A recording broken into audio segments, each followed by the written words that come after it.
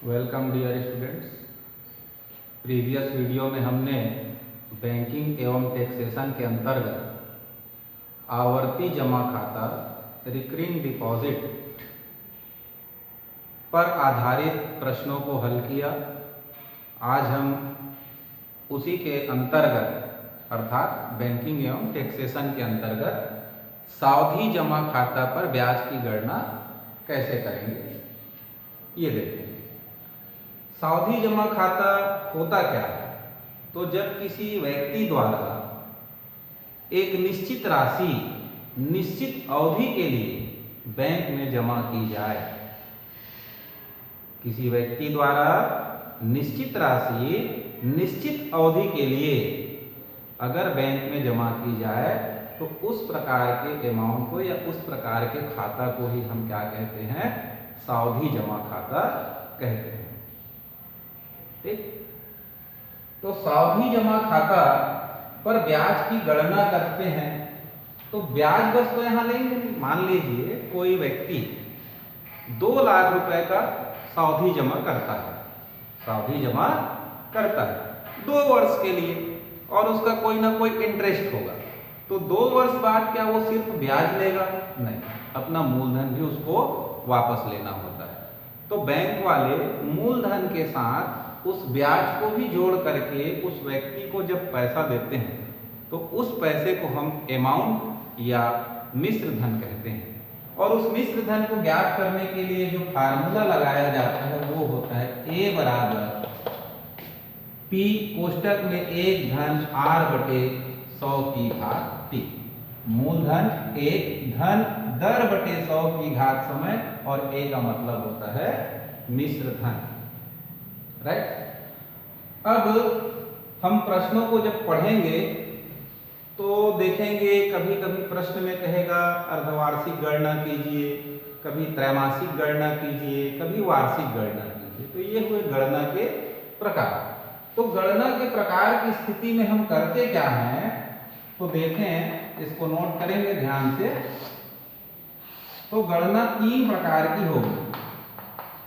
एक वार्षिक गणना एनुअल, दूसरा 6 माही गणना जिसको हम अर्धवार्षिक भी कहते हैं या हाफ ईयरली कहेंगे, और तीसरे प्रकार की गणना है तिमाही गणना या त्रैमासिक गणना या क्वार्टरली कैलकुलेशन।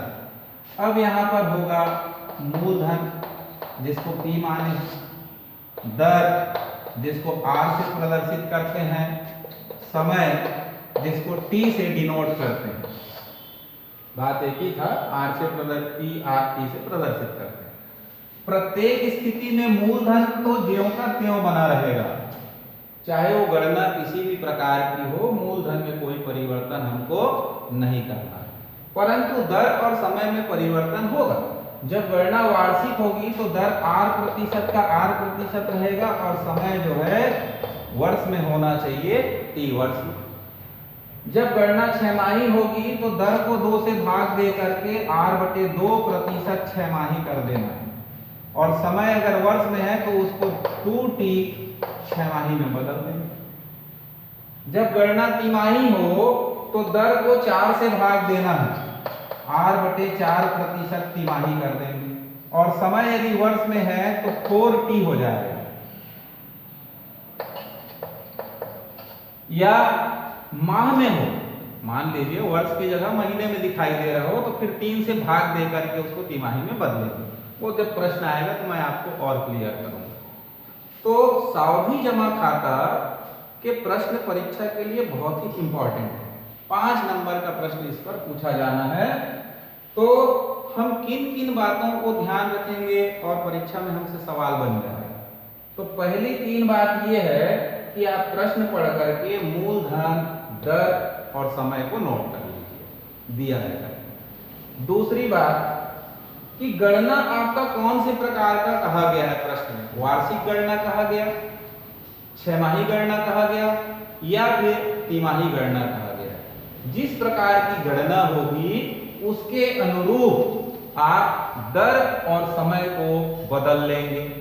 जब दर और समय को बदल लेंगे फिर आप ये फार्मूला लिखेंगे A बराबर P ब्रैकेट में 1 plus R upon 100 to the power T, और उसमें फिर परिवर्तित जो आपका दर, समय और मूलधन है उन मानों को भर करके आप कैलकुलेट करेंगे तो आपका आंसर आ जाएगा। ओके, क्लियर है?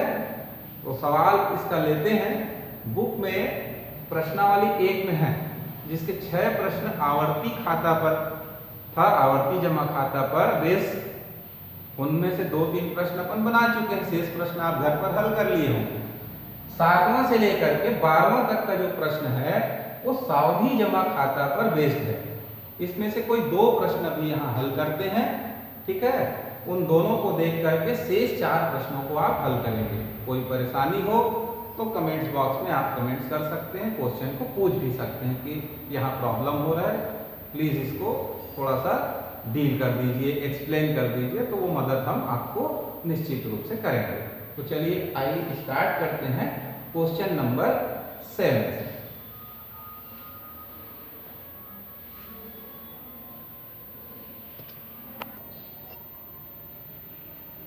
तो 7वां प्रश्न पढ़ लेते हैं।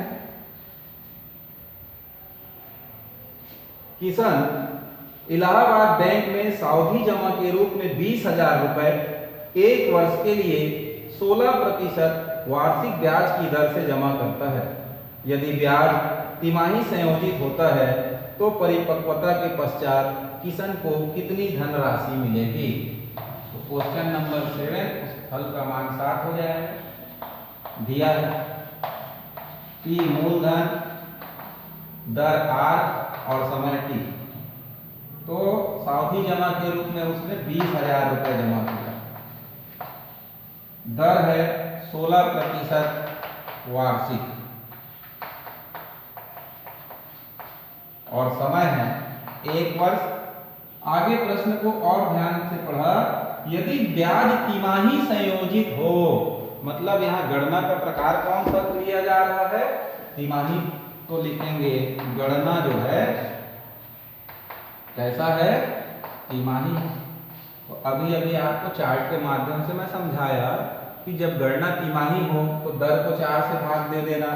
तो 16 को 4 से भाग देंगे तो 4% क्या हो जाएगा? ये तिमाही।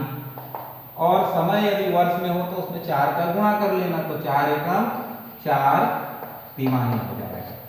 इस प्रकार से दर और समय को जब आप बदल लें, फिर आप सूत्र लिखें A बराबर P गुणित 1 धन R बटे 100 की घात T। P का मान 20,000, 1 धन 4 बटे 100 घात 4 हो जाएगा। अब इसको लघुत्तम लेकर के 100 एकम 100 और 4 जोड़ेंगे तो क्या होगा? 104।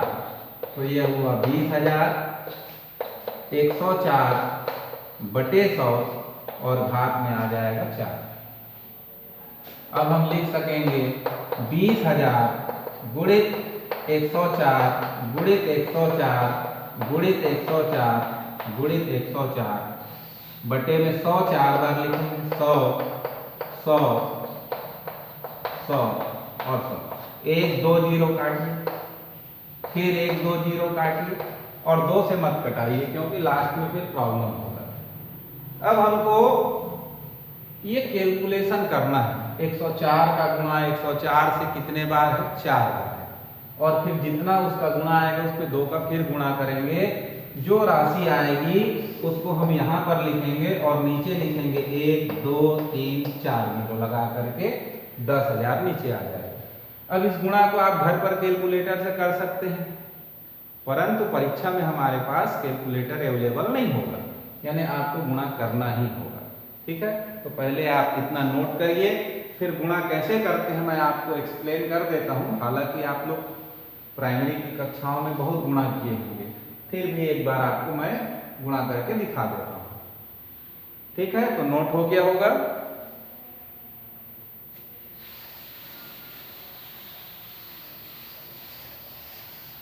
तो चलिए 104 गुणित 104 लेते हैं। तो 4 चौक 16 की 6 हाथ में 4 0 और ये हुआ 1 4 एकम 4। फिर 0 से गुणा करने का नंबर हो तो कोई मतलब नहीं है, इसलिए डबल कट मार दीजिए यहाँ। एक चौक 4, एक शून्य शून्य, एक एकम 1, 6 1 4 4 8 0 1, 2 बार हो गए। फिर 104 का गुणा करिए तो 4 छक्के 24, 2 4 एकम 4 2 6, 4 अट्ठे 32 की 2 हाथ में 3, 4 शून्य शून्य और 3 3, 4 एकम 4। फिर 0 आ रहा है तो डबल कट करिए, फिर 1 से गुणा करेंगे तो वही अंक आएगा 6 1 8 0 1, जोड़ दीजिए 4 6 8 4 12 और ये 1 2 3 बार हो गया, एक बार और 104 का गुणा, 4 चौक 16 की 6 हाथ में 4 छक्के 24 1 25 हाथ में 2, 4 अट्ठे 32 और 2 34 हाथ में 3, 4 चौक 16 3 19 हाथ में 1, 4 दूनी 8 1 9, 4 एकम 4 4 एकम 4, डबल कट फिर लगाएंगे 0 का और 1 से गुणा करेंगे तो 4 6 8 4 2 1 1, फिर लिखेंगे 6 5 8 9 6 15, 5 हाथ में 1 18 की 8 हाथ में 1 9 6 1 1। तो 104 गुणित 104 104 इतने बार किया दिया है। अब इसमें और कितने का गुणा करना है? 2 का करना है तो उसको भी कर देते हैं। 2 छक्के 12, 2 पंचे 10 11, 2 अट्ठे 16 1 17, 2 पंचे 10 11, 8 दूनी 16 1 17, 9 दूनी 18 1 19, 6 दूनी 12 1 13 और 2 एकम 2 और 1 3 और ये आया 1। तो यहाँ लिख लीजिए 1 3 3 9 7 1, फिर 7 1 2, ये लिखिए।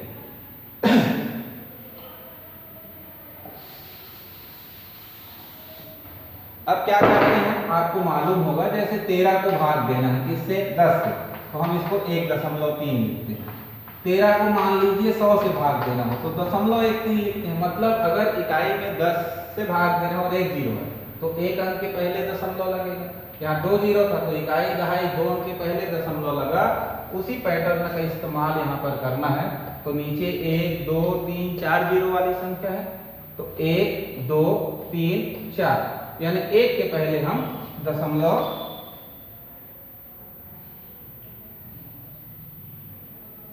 लास्ट में 2 एकम 2 हुआ था, गुणा गड़बड़ था थोड़ा सा, तो 2 4, तो यहाँ गुणा दशमलव लगाएंगे 2 3 3 9 7, इधर से गिनेंगे 1 2 3 4, तो यहाँ लगा दशमलव, उसके बाद आएगा 1 7। ठीक, ये 4 अंक छोड़ दिए और चाहे तो आगे का लिख भी सकते हैं। तो यहाँ दशमलव लगा दिए। अब इसको क्या पढ़ेंगे? 23,397.17 रुपया हमारा मिश्र धन होगा।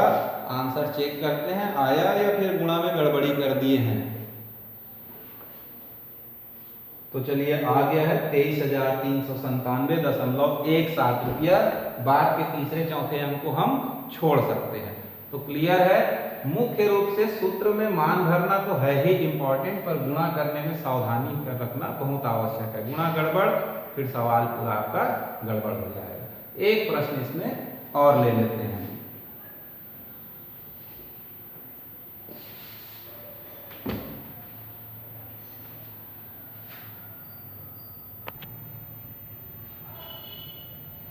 तो 11वां प्रश्न देखते हैं। पुष्पा ने 60,000 रुपए, तो मूलधन कितना हो गया? P बराबर 60,000 रुपए। एक वर्ष 6 माह के लिए सावधि जमा खाते में निवेश किया। परिपक्वता तिथि पर कितने धन की प्राप्ति होगी यदि ब्याज की दर 12% है? तो R बराबर 12% और T बराबर दिया है 1 वर्ष 6 माह, और गणना का तरीका है 6 माही गणना के लिए बताया गया है। तो देखते हैं 6 माही गणना होने पर दर को किससे भाग देना है बताया चार्ट में? 2 से। तो 2 छक्के 12, 6% 6 माही होता है। यहां हम वार्षिक लिख सकते हैं। अब 6 माह का एक बार बनेगा तो 6 माह का 1 हुआ, और 1 वर्ष में 2 का गुणा करेंगे तो 2 एकम 2 6 माही और 1 6 महीना मिलाएंगे तो कुल कितना 6 माही हो जाएगा? 3 6 माही। उसके बाद फार्मूला इस्तेमाल कर लीजिए। सूत्र A बराबर P 1 धन R बटे 100 की घात T 60,000 1 धन 6 बटे 100 घात 3 60,000 100 एकम 100 और 6 तो 106 बटे 100 घात आ गया 3। अब हम लिख सकेंगे A बराबर 60,000 गुणित 106 गुणित 106 गुणित 106 बटे 100 गुणित 100 गुणित 100। जीरो आपको कटाना हो तो कटा लीजिए। 1 2 3 4 1 2 3 4 तो नीचे हमारा केवल क्या बचा 100। फिर रब काम करना पड़ेगा आपको 106 106 106 3 बार गुणा तो देखेंगे यहाँ 106 गुणित 106 6 छक्के 36 बचा 3 6 शून्य शून्य और 3 3 6 एकम 6 जीरो है तो डबल कट लगाइए 1 छक्के 1 शून्य 1 एकम जोड़ दीजिए। फिर 106 का गुणा करिए तो 6 छक्के 36 हाथ में 3 6 3 18 और 3 21 हाथ में 2 6 दूनी 12 और 2 14 हाथ में 1 6 एकम 6 और 1 7 और 6 एकम 6 आ गया। फिर डबल कट लगाइए जीरो है तो फिर 1 छक्के 1 तिया 1 दूनी 1 एकम 1 एकम 6 1 10 7 3 10 1 11 हाथ में 6 3 9 1 1 तो ये हमको मिला 106 गुणित 106 गुणित 106 3 बार। उसके बाद किसका गुणा करना बाकी है 6 का तो वो भी गुणा कर लेते हैं। 6 छक्के 36 की 6 हाथ में 3 6 एकम 6 3 9 6 शून्य शून्य 6 एकम 6 फिर 6 नहीं 54 की 4 हाथ में 5 6 एकम 6 और 5 11 हाथ में 1 6 एकम 6 1 7 तो आ गया 7 1 4 6 0 9 6। क्लियर है। गुणा आपको आता है, प्रैक्टिस करने की आवश्यकता है। बिना रफ काम किए आप बिल्कुल नहीं बनाएंगे। अब 100 से भाग देंगे तो इकाई के तरफ से 2 अंक छोड़ना पड़ेगा तो ये 6 और ये 9 2 अंक छोड़ने के बाद यहाँ दशमलव लगा लीजिए 06417 71,460.96 रुपया हमारा आंसर होगा। तो बहुत ही सरल है। आवर्ती जमा खाता और सावधि जमा खाता के प्रश्न मैं आपको बता चुका हूँ। आप दोनों का अच्छे से अभ्यास करके रखिए।